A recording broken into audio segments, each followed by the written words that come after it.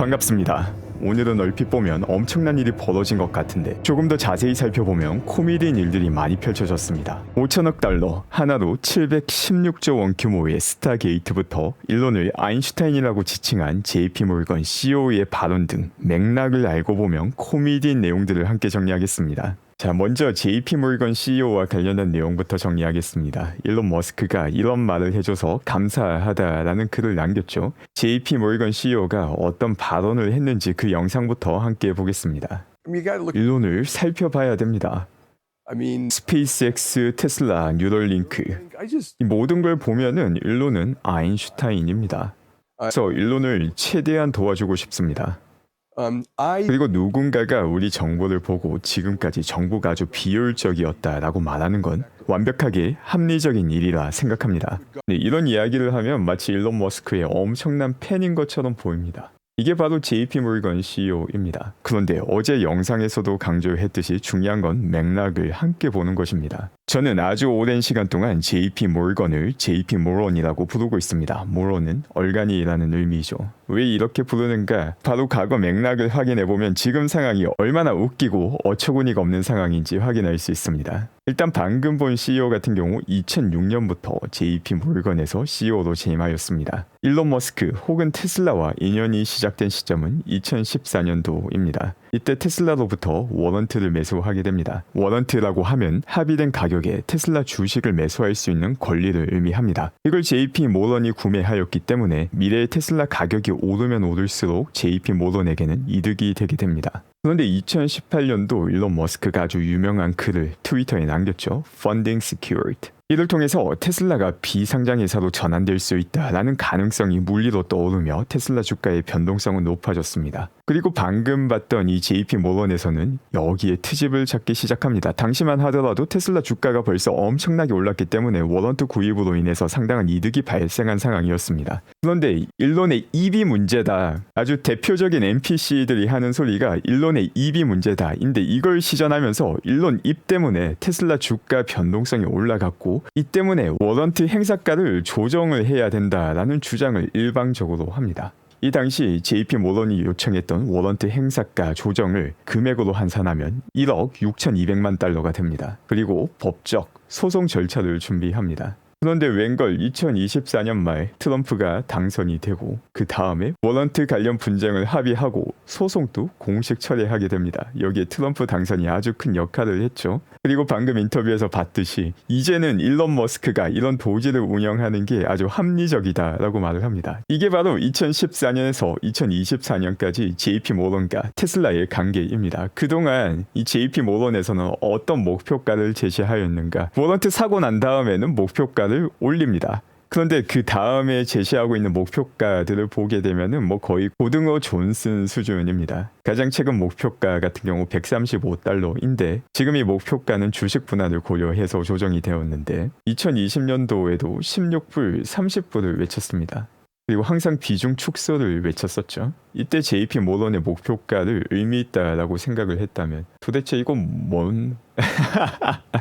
이때 JP모건이 제시했던 목표가 지금 돌이켜보면 아무 의미가 없습니다. 2014년, 2018년도에 13불 역시 아무 의미가 없습니다.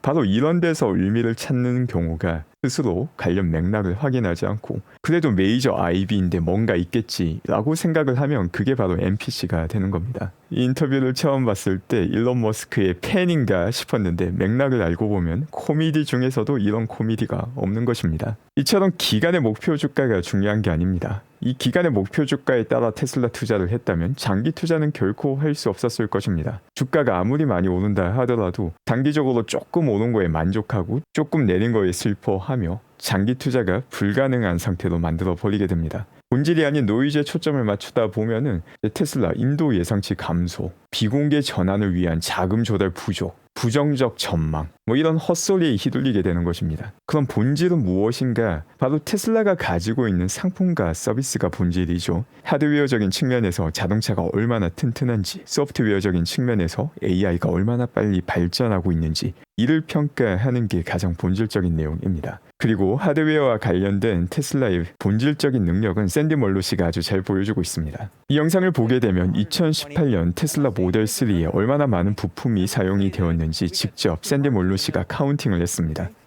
120개, 120개, 60개 해서 약 300개의 부품이 존재합니다. 1, 2, and then there's going to be a couple of cost raises that are going to, longitudinal as we're calling them, and 3, 4. 그런데 2018년 모델에서 시간이 지나고 300개의 부품이 4개로 줄어들게 되었습니다. 이는 기가 캐스팅을 통해서 성취한 일이었는데 지금 돌이켜보면 엄청난 혁신이다 라는 걸 모두가 동의하고 있지만 기가 캐스팅이 시작되던 초기만 하더라도 문제점이 얼마나 많은지를 이야기하는 노이즈가 판을 쳤습니다. 결국 장기 투자를 가능하게 하는 것은 다양한 정보를 열심히 찾아보는 게 아니라 어떤 내용이 완벽한 헛소리이고 어떤 내용이 노이즈이고 어떤 내용이 의미가 있는 건지 본인이 직접 시간을 들여서 파악할 때 그때만 가능하다는 것을 잘 보여주는 예입니다. 그리고 오픈 AI에서도 엄청난 소식을 발표합니다. 이름도 거창합니다. The Stargate Project. 이 프로젝트를 통해서 5천억 달러를 모을 것이라고 밝힙니다. 이건 뭐 말 그대로 천문학적인 금액입니다. 5천억 달러를 하나로 환산하게 되면 760조 원이 넘어갑니다. 그런데 여기에 대해서 일론 머스크는 사실은 그 돈이 없다라고 밝히죠. 주요 초기 투자처 중 핵심 플레이어인 소프트뱅크 같은 경우 100억 달러 이하로 투자하기로 했다라는 내용을 신뢰할 만한 출처로부터 들었다고 일론 머스크가 밝히기도 합니다. 그런데 여기에 대해서 샘 알트만은 사실이 아니다. 너도 알고 있지 않느냐라고 이야기를 하며 이 둘 사이에 티격태격하는 듯한 모습이 포착되기도 하였습니다. 현재 시장의 반응은 일단 오픈 AI에서 무려 5천억 달러짜리 프로젝트를 밝혔기 때문에 초기 선점 효과는 상당히 가져가고 있습니다. 그런데 이게 얼마나 현실적인 수치인가? 여기에 대한 검증도 필요하겠죠. 이 오픈 AI가 말한 스타게이트 프로젝트에 참여하는 주요 플레이어들을 확인하겠습니다. 일단 초기 펀딩에 참여하는 투자처를 보게 되면 소프트뱅크, 오픈 AI, 오라클, 그리고 MGX가 존재합니다. 그 밖에 기술 파트너로서 참여하는 기업들이 ARM, 마이크로소프트, 엔비디아, 오라클, 그리고 오픈 AI가 있습니다. 일단 중요한 건 초기 펀딩이 이 4개 기업에서 나온다라는 것이고 궁극적으로는 5천억 달러에 달하는 펀딩을 확보하려고 한다고 밝혔는데 이게 상당히 비현실적인 수치라는 것입니다. 물론 초기 펀딩을 바탕으로 스노우볼을 굴리겠다라는 의도로 해석할 수도 있지만 현실적으로 초기 펀딩이 가능한 금액과 이 5천억 달러는 너무나도 큰 갭이 있다는 것이죠.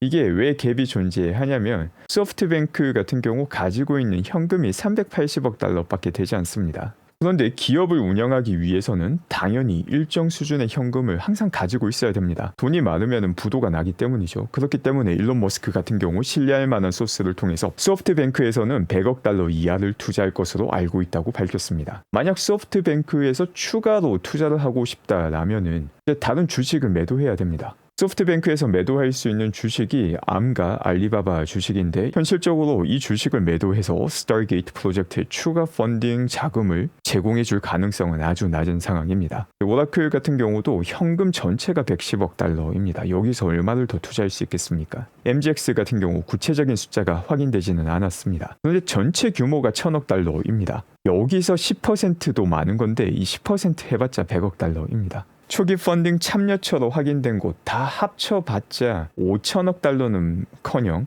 500억 달러를 모으면 정말 잘 모은 수치가 됩니다. 이걸 10배 뻥튀기해서 수치를 밝혔다. 상당히 쌤다운 프레젠테이션 방법입니다. 본인의 포부와 사기 사이의 경계선을 왔다 갔다 하는 이 쌤의 스타일이라고 생각이 됩니다. 그리고 이 순간에도 테슬라에서는 아주 빠른 발전이 이어지고 있습니다. 바로 FSD 13.2.5가 사이버 트럭과 모델 Y에 배포되기 시작한 것입니다. 그뿐만이 아닙니다. 하드웨어 3를 사용하고 있는 차량에도 FSD 버전 12.6.2가 배포되고 있습니다. 가장 기대가 되는 것은 바로 이 다음 버전 업데이트입니다. 앞으로 진행되는 업데이트를 통해서 파라미터가 3배로 더 커진 FSD 모델이 배포가 되고 바로 이 순간이 로보택시의 시작 시점이 되는 것입니다. 다가오는 파라미터 3배 모델 같은 경우 제 채널에서 몇 달째 그 중요성을 강조하기도 하였죠. 그리고 지금 FSD만 해도 상당히 놀라운 수준입니다. 토끼 2마리를 피하면서 운전하는 FSD 모습이 포착되기도 하였으며 두 트럭 사이에 샌드위치로 끼어버린 모델 3가 목격되기도 하였습니다. 네, 이건 자동차 사고 중에서도 일어날 수 있는 최악의 사고임에도 불구하고 테슬라 차량이 얼마나 튼튼한지를 보여주는 아주 좋은 모범 사례가 되었습니다.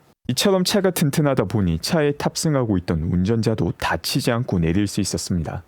그리고 테슬라는 다가오는 4분기 어닝콜에 앞서서 질문을 받고 있습니다. 이번 어닝콜에서는 중요한 내용이 많이 나올 수밖에 없는 상황입니다. 지금 확인된 주요 질문을 살펴보게 되면은 무감독 FSD 여전히 텍사스와 캘리포니아에서 진행되는지와 관련된 질문, 다른 기업이 FSD 라이센싱을 진행하고 있는지, 2025년 생산되는 옵티머스 디자인은 완료가 되었는지, 언제부터 옵티머스를 판매하는지 등의 주요 질문을 확인할 수 있습니다. 또 이와 함께 다가오는 저가형 모델과 관련된 내용도 언급이 될 것이고, 에너지 산업, FSD, 추가 국가 확장 등의 질문과 대답이 이루어지게 될 것입니다. 이번 4분기 어닝콜 같은 경우 테슬라 측에서 어닝콜을 통해서 밝히게 될 미래 전망과 현재 진행 상황이 그 어떤 어닝콜보다 큰 중요도를 갖는 어닝콜이 될 것이라고 판단합니다. 그 밖에 중국에서는 옵티머스와 관련된 다양한 루머가 나오고 있습니다. 2025년 말이면 주당 600대의 옵티머스를 생산하고자 한다라는 소식이 나오고 있습니다. 이 소식 같은 경우는 중국 소셜미디어인 웨이보를 통해서 나오고 있는 것으로 파악되고 있습니다. 그렇기 때문에 실제 테슬라 옵티머스 납품 업체에서 이 정보를 흘렸을 가능성도 존재하며